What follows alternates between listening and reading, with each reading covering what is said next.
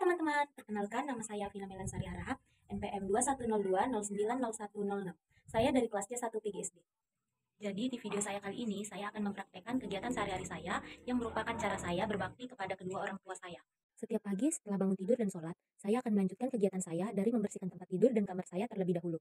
Setelah itu, saya akan berberes rumah lalu mencuci piring-piring yang kotor. Biasanya setelah berberes, saya selalu memasak karena mama selalu pergi kerja pagi sekali. Tapi hari ini mama kebetulan sudah memasak sebelum berangkat kerja.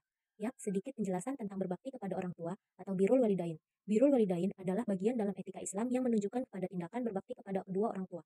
Yang mana berbakti kepada orang tua ini hukumnya fardu ain atau wajib bagi setiap muslim. Meskipun seandainya kedua orang tuanya adalah non-muslim. Setiap muslim wajib mentaati setiap perintah dari keduanya selama perintah tersebut tidak bertentangan dengan perintah Allah. Di dalam Al-Quran terdapat banyak surah yang menjelaskan tentang kewajiban kita berbakti kepada kedua orang tua. Salah satunya adalah surah Al-Isra ayat 23-24 yang berbunyi, "Dan Rabbmu telah memerintahkan supaya kamu jangan menyembah selain Dia, dan hendaklah kamu berbuat baik pada ibu bapakmu dengan sebaik-baiknya. Jika salah seorang di antara keduanya atau kedua-duanya sampai berumur lanjut dalam pemeliharaanmu, maka sekali-kali janganlah kamu mengatakan kepada keduanya perkataan ah, dan janganlah kamu membentak mereka dan ucapkanlah kepada mereka perkataan yang mulia. Dan rendahkanlah dirimu terhadap mereka berdua dengan penuh kesayangan, dan ucapkanlah, wahai Tuhanku, kasihilah mereka keduanya, sebagaimana mereka berdua telah mendidik saya waktu kecil."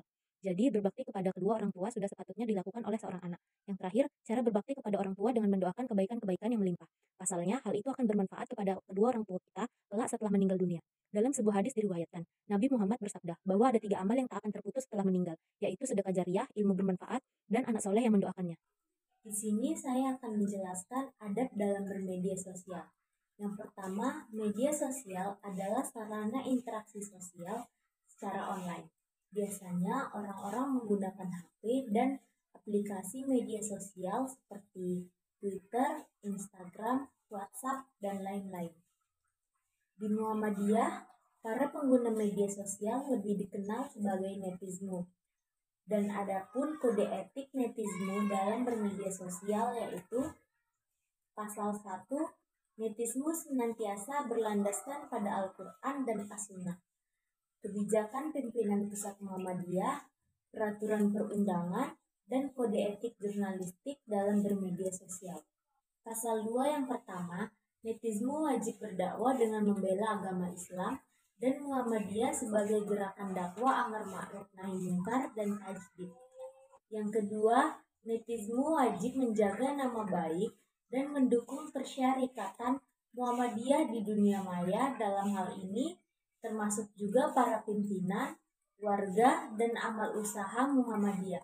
Pasal 3, netismu dilarang melakukan hal-hal sebagai berikut. Yang pertama, melakukan ghibah, fitnah, namimah, melakukan bullying, ujaran kebencian, dan menyebarkan permusuhan berdasarkan suku, agama, ras, atau antar golongan sara. 2. Menyebarkan materi pornografi, kemaksiatan, dan segala yang terlarang secara syar'i. 3. Menyebarkan informasi bohong atau hoaks, manipulasi berita, dan tindakan provokatif. Pasal 4 yang pertama, netismu wajib menjadikan media sosial sebagai wahana silaturahmi, tukar informasi, dan tabayun atau klarifikasi. Yang kedua, sesama netismu harus saling berteman menjadi followers sebagai bentuk silaturahmi dan menjaga ukhuwah. Ketiga, sesama netismu harus saling mengingatkan, menasehati dengan etika yang tinggi, bagaimana ajaran Islam sanggup mengoreksi dan meminta maaf ketika melakukan kesalahan. Pasal 5, materi yang disebarkan netismu harus mencerahkan dan dapat dipertanggungjawabkan secara personal dan kelembagaan yang tidak bertentangan dengan norma sosial, sesuai nilai-nilai keislaman dan keindonesiaan. Pasal 6 yang pertama, pengawasan netismu dilakukan oleh Dewan Etik Netismu yang ditunjuk oleh Majelis Pustaka dan Informasi Pimpinan Pusat Muhammadiyah. Yang kedua, Dewan Etik Netismu terdiri dari 5 orang yang memiliki integritas dan komitmen dalam bermuhammadiyah serta memahami dunia media sosial. Yang ketiga, Dewan Etik Netismu berwenang memberikan sanksi kepada netismu apabila diperlukan. Sekian video praktek cara berbakti kepada kedua orang tua dan juga video penjelasan adab dalam bermedia sosial dari saya. Kurang dan lebih saya mohon maaf. Terima kasih.